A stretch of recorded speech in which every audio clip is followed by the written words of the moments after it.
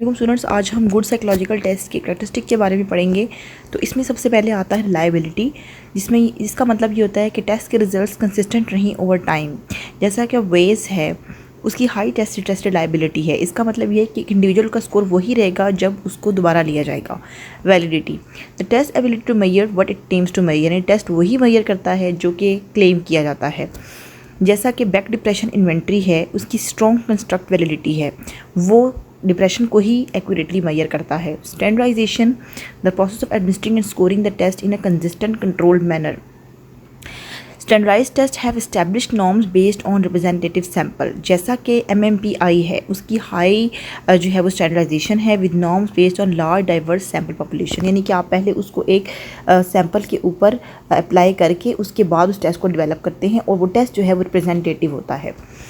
Practicality, the test should be easy to administer, score, interpret, यानी कि test जो होता है उसको आसान होता है एडमिनिस्टर करना, स्कोर करना, इंटरप्रेट करना। जैसा कि generalise anxiety disorder 7 item scale है, वो प्रैक्टिकल है क्योंकि उसको एडमिनिस्ट्रेशन करना आसान है और उसको वो सूटेबल है हर तरह की सेटिंग में। Cultural fairness, the test should be free from cultural bias, ensuring that is free and valid it is fair and valid for individual from diverse background, यानी कि आप हर तरह के बैकग्राउंड, हर तरह के कल्चर के ऊपर उसको अप्लाई कर सकते हैं। ऐसा नहीं होगा कि उस टेस्ट में कुछ ऐसे आइटम्स होंगे जो कि आपके कल्चर से मैच नहीं करते।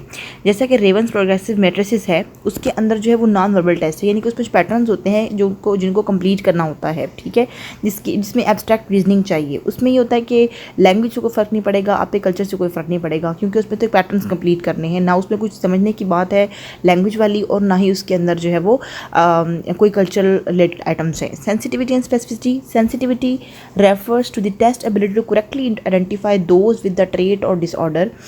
जैसा वो टेस्ट होता है वो उसी डिसऑर्डर के ट्रेट्स को स्पेसिफिकली मेजर करता है। जैसा कि autism diagnostic observation schedule has high sensitivity.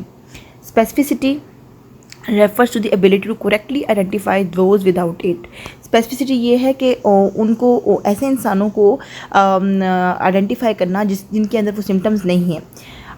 And specificity for diagnosing autism spectrum disorders, इसकी हाईली सेंसिटिविटी, यानी कि अगर मैंने ये टेस्ट किसी पर ऑटिज्म वाले बच्चे पर अप्लाई किया तो वो वाकई ही उसके ट्रेट्स को आइडेंटिफाई करेगा, और अगर मैंने उन पे अप्लाई किया जिनको ऑटिज्म नहीं है तो उसके अंदर वो ट्रेट्स शामिल नहीं होंगे, वो रिजल्ट नहीं देगा ऑटिज्म की।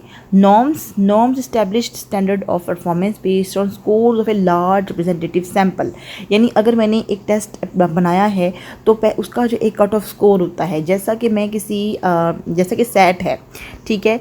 अब इसमें क्या है कि जो स्कोर होता है उसका एक कट ऑफ स्कोर है, यानी लेट्स सपोज मैं वैसे ही बात करती हूँ कि 70 स्कोर है, ठीक है। अब 70 के अंदर जिसका स्कोर आएगा वो तो जा सकता है, लेकिन अगर उससे कम आएगा तो वो उस टेस्ट में उस कोर्स में या जो भी जिसमें एडमिशन के लिए वो बच्चा गया है वो उसके अंदर अप्लाई नहीं कर सकता, क्योंकि उसका वो स्कोर है एक जिस तक उसको पहुंचना है।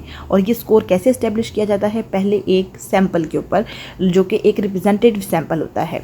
अगर आपको वीडियो पसंद आई हो तो उसको चैनल को लाइक, शेयर और सब्सक्राइब जरूर करें। Thank you.